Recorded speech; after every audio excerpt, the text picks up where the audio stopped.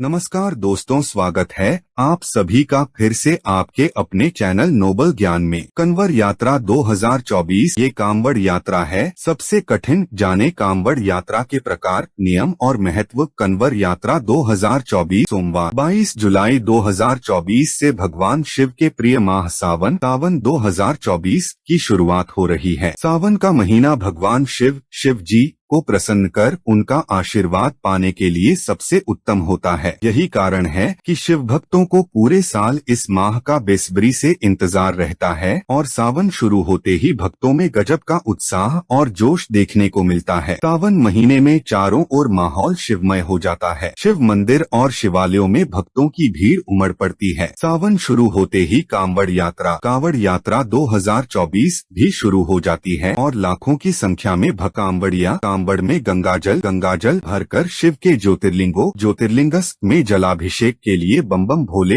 बैम बैम भोले का जयकारा करते हुए कांवड़ यात्रा पर निकल पड़ते हैं। शिव की कृपा पाने के लिए सावन माह बहुत श्रेष्ठ है।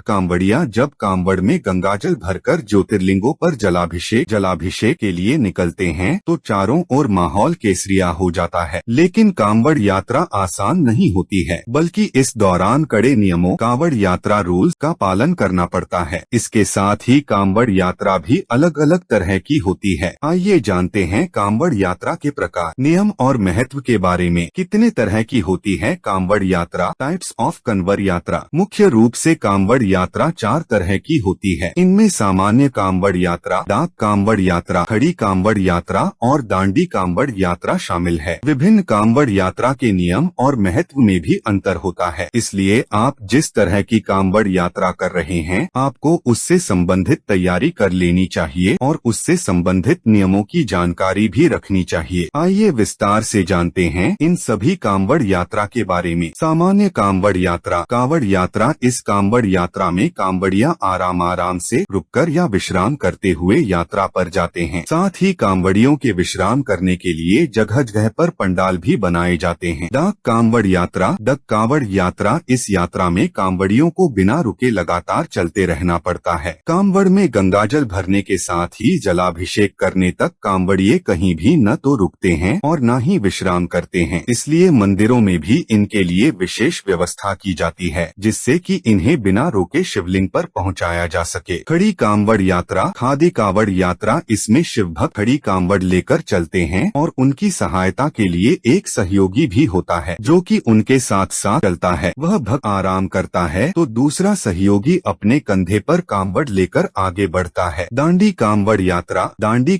यात्रा सभी कांवड़ यात्रा में इसे सबसे कठिन माना जाता है। इसमें भक्त को यात्रा पूरी करने में पूरे महीने का समय लग जाता है। इसमें कांवड़िये को गंगा तट से शिवधाम तक दंडौती या दंडवत करते हुए लेट कर यात्रा पूरी करनी होती है।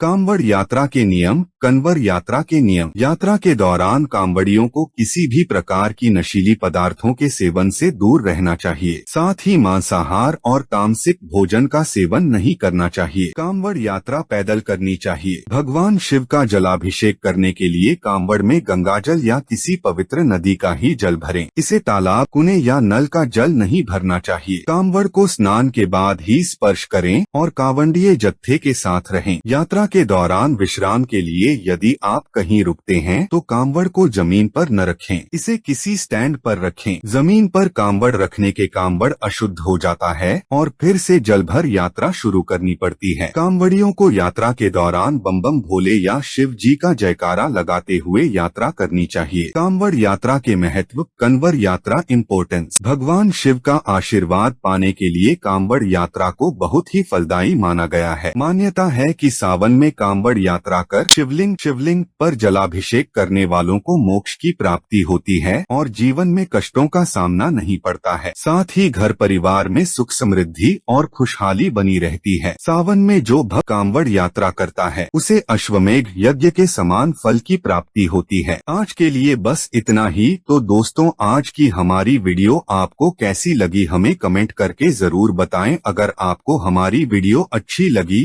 तो कमेंट बॉक्स में जय भोलेनाथ जरूर लिखें। तो दोस्तों, मिलते हैं अगली वीडियो में एक नई जानकारी के साथ। भगवान आप सब पर कृपा बनाए रखें। धन्यवाद।